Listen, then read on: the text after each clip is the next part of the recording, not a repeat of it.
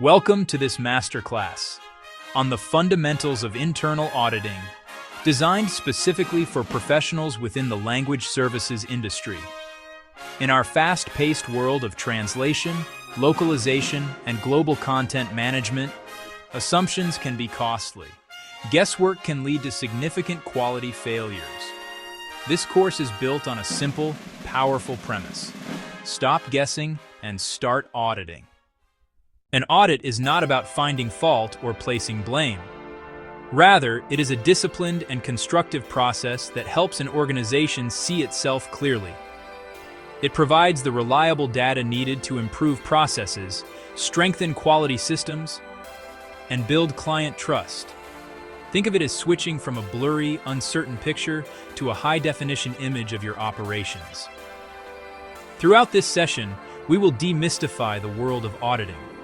We will transform it from a concept that might seem intimidating or reserved for external experts into a practical tool you can use. Our goal is to empower you to become a key player in maintaining and improving your organization's health. For a language service provider, this means ensuring that every project, from a simple document translation to a complex multilingual software localization, consistently meets required standards. A well-executed internal audit program is the engine of continuous improvement, a proactive measure that keeps your quality management system robust and ready for any challenge. Whether it is an upcoming client review or a formal certification, this masterclass will provide foundational knowledge to conduct effective internal audits. By the end of our 30 minutes, you will be able to distinguish between different types of audits and understand their specific applications within an LSP context. You will grasp the 7 core principles that guide every professional auditor and learn to apply an evidence-based, risk-focused mindset to your work. We will tackle auditor independence and impartiality, equipping you to recognize and navigate potential threats. This is your first step toward becoming a more valuable asset to your organization, building quality from the inside out. The skills you learn here are not just theoretical. They are designed for immediate application in your day-to-day role. Imagine confidently assessing whether your company's translator qualification process is being followed, or verifying that data security protocols are truly being implemented as promised. This is the power an internal auditor wields. You will move from relying on what people say is happening to verifying what is actually happening. This shift is fundamental. It is the difference between hoping for quality and actively engineering it, ensuring your LSP is not just surviving but thriving on the basis of its proven excellence. So, what exactly is an audit? The formal definition states it is a systematic, independent, documented process for obtaining audit evidence and evaluating it objectively. Let's break that down. The first pillar is systematic. This means an audit is not a random walkthrough or based on a hunch. It follows a deliberate plan. You decide in advance what you will look at, what questions you will ask, and what evidence you will need to see. It has a clear scope, objectives, and criteria, ensuring the process is focused, efficient, and repeatable. The second pillar, independent, is crucial for credibility. Independence means the auditor is impartial and free from conflicts of interest. In the simplest terms, you do not audit your own work. You cannot objectively assess a process you designed, a department you manage, or a project you personally delivered. Separation ensures findings are based on objective evidence, not personal bias, not internal politics, and not fear of criticizing past decisions. Maintaining impartiality is a core ethical duty, and it gives findings authority and trustworthiness. The third pillar is documented. An audit is not a conversation that vanishes into thin air. Results are tangible, recorded evidence, not just opinions. Every step, from initial plan to final report, is documented. The evidence you collect, records, interview statements, direct observations, are meticulously recorded. Findings, evidence versus criteria, are formally written down. Documentation creates a clear, verifiable trail another auditor could follow. It provides a solid basis for corrective actions and serves as a historical record of performance over time, proving the audit was conducted with professional diligence. Together, these three pillars form the bedrock of a reliable audit: systematic, thorough and fair; independent, objective and credible; documented, verifiable and actionable. Without any one pillar, the structure collapses. A random check is not systematic. A self-review is not independent. An unrecorded conversation is not documented. Only by embracing all three can we move beyond mere guessing and conduct a genuine audit that drives meaningful improvement within our language service provider. Now that we understand what an audit is, let's explore who performs them and why. In the world of quality management, audits are categorized based on the relationship between the auditor and the organization being audited. There are three main types, or parties, and understanding the distinction is fundamental. These are first party, second party, and third party. Each serves a unique purpose, provides a different perspective, and is initiated for different reasons. Think of them as looking at your organization through three different lenses: your own, your customers, and that of a completely independent outsider. Each lens reveals something different and valuable about your processes and your performance. The first type is the first-party audit, more commonly known as an internal audit. This is when an organization uses its own trained personnel to audit its own systems and processes. The auditor is an employee of the company, but they are assessing a department or function other than their own to maintain independence. The primary goal here is self-improvement, process control, and preparation for external scrutiny. It is a proactive health check. For an LSP, this might involve the quality manager auditing the project management workflow to ensure it still aligns with the company's documented procedures and the requirements of a standard like ISO 17100. Next, we have the second-party audit. This occurs when a customer audits its supplier. It is an external audit, but the relationship is direct and commercial. The customer wants to verify that the supplier, in this case, your LSP, is meeting contractual requirements, quality standards, and security protocols. For instance, a large enterprise client from the medical device sector might send its own audit team to your offices to assess how you handle their confidential patient data, or to ensure your linguist qualification process meets their stringent industry regulations. The focus is on supply chain assurance and managing the customer's own risk. Finally, there is the third-party audit. This is also an external audit, but it is performed by a completely independent organization, often called a certification or registration body. This body has no customer-supplier relationship with the organization being audited.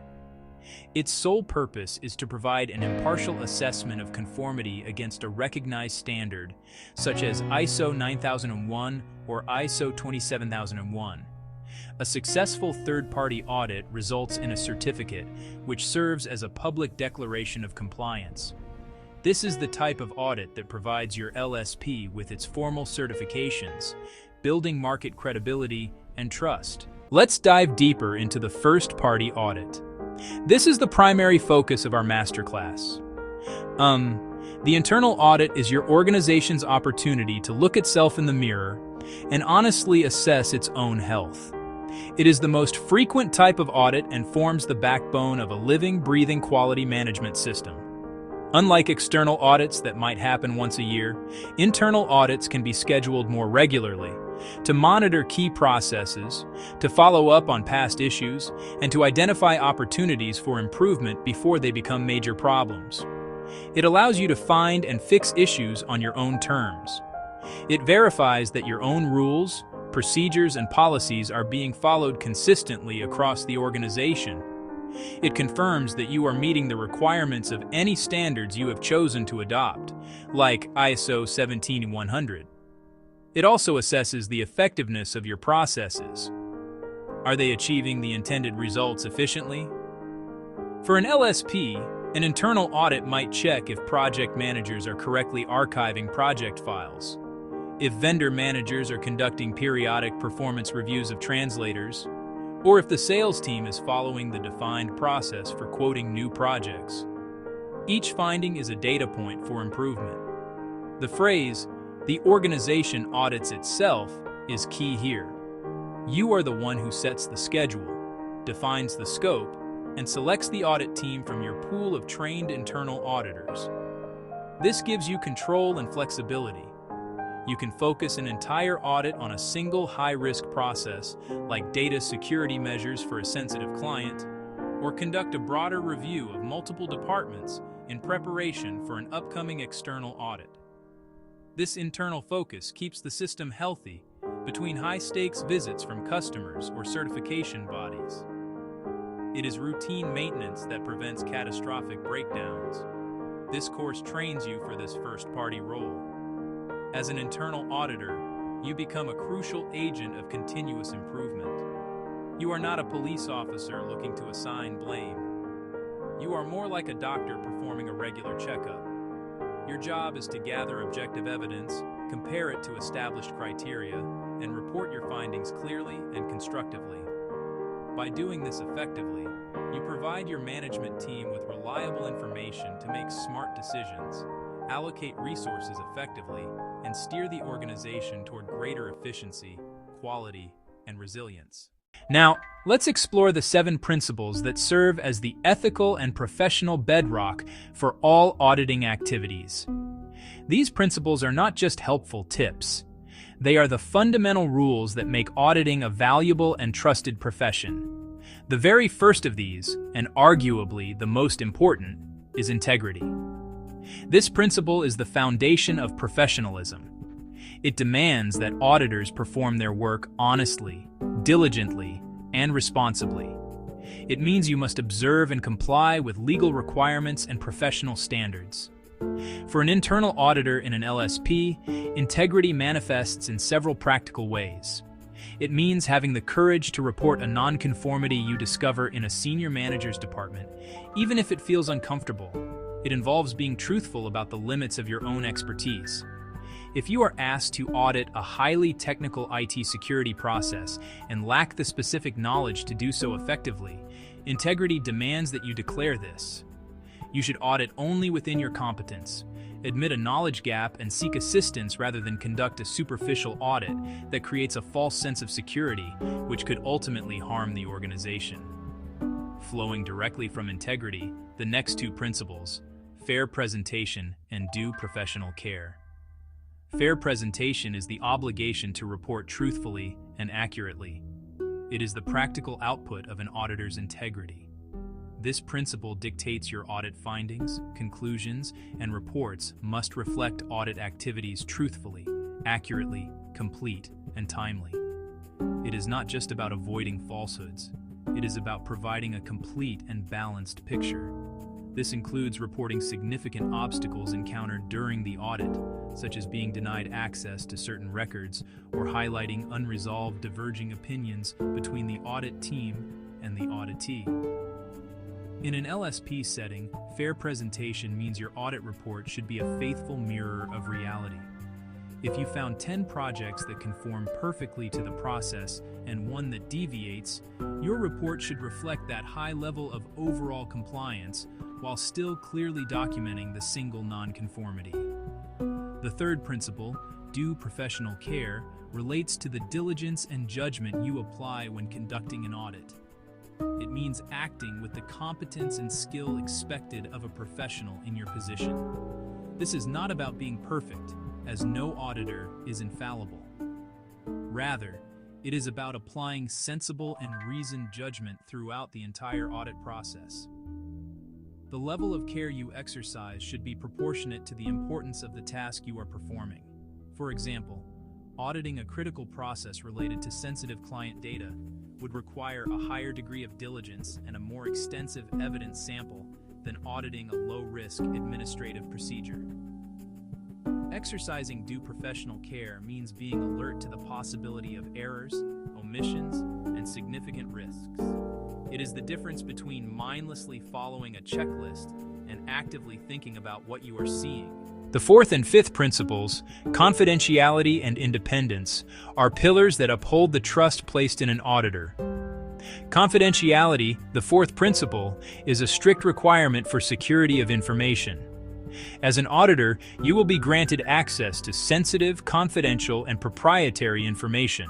Client lists, financial data, unreleased product information, details about employee performance. The principle of confidentiality dictates that you must exercise the utmost discretion in the use and protection of this information. You must not disclose it to any third party without explicit consent, nor should you ever use it for personal gain or to the disadvantage of the organization. Within an LSP, the importance of confidentiality cannot be overstated. You might be auditing a project for a law firm, sensitive M&A details, or a translation for a pharmaceutical company, a new drug patent. A breach of this confidentiality could have devastating legal and financial consequences for your company and its clients. Be mindful of where you have conversations about audit findings. Ensure your laptop is secure. Properly handle any printed documents you collect as evidence. It is a fundamental aspect of professional responsibility that impacts your organization's reputation and commercial viability. Independence is the basis for the impartiality and objectivity of the audit. This principle requires auditors be free from bias and conflicts of interest that could influence their findings. You must not audit your own work. The sixth principle, the evidence-based approach, is the engine of a reliable and repeatable audit. It mandates that audit conclusions must be based on verifiable evidence. This seems obvious, but it represents a fundamental shift in mindset from assumption to verification. It is the discipline of grounding every finding in solid, objective proof that can be examined and verified by others. In practice, this principle is embodied by the auditor's most powerful phrase, "Show me." When a project manager tells you, "We always get client sign-off before starting a project," an evidence-based approach requires you to respond, "That's great. Could you please show me the sign-off records for the last 3 new projects?" This is not about distrust, it is about professional diligence. A verbal claim is a lead, a starting point for investigation, but it is not audit evidence. The final of the 7 principles is the risk-based approach. This is a critical principle that helps you, the auditor, focus your limited time and resources where they will have the most impact. An organization is a complex system with hundreds of processes, and you simply cannot audit everything with the same level of intensity. A risk-based approach means you should direct your audit efforts toward matters that are most significant for the organization's quality management system and the achievement of its objectives. In short, you focus on the areas where failure would cause the most harm. Impartiality is the credibility of the whole exercise. An auditor who reviews a process they designed, manage, or are paid to defend cannot report objectively on it. Threats to watch, self-review, auditing a procedure you wrote, familiarity, auditing your own team or close colleagues. Pressure, being asked to soften a finding before a client visit. The same independence logic separates advisory work from certification. Consulting that helps an organization build its system is kept strictly separate from the certification audit of that system, so that no one audits work they were paid to create. Internal auditors apply the same discipline within their own walls. An auditor is asked to audit the project management procedure she personally wrote and maintains. This primarily threatens independence. We always do a second read on legal jobs. Bad auditor writes, "Revision process conforms," and moves on. Good auditor samples 3 recent legal jobs, asks to see the revision records, confirms a second linguist signed off, and only then records conformity, noting the job IDs as evidence. The difference is verifiable evidence versus a comfortable assumption. A reviewer tells you every rush job gets a final check. The best next step is to ask to see the records for a sample of recent rush jobs. Which audit type does a certification body such as USQC perform? Third party. Risk-based auditing means the auditor should focus effort where the risk to conformity and to the client is highest. Audit processes, not just paperwork.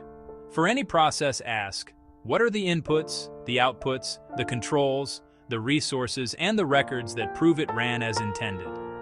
The turtle diagram, inputs, outputs, with what, with whom, how measured, is a reliable lens you will use throughout. Let's begin.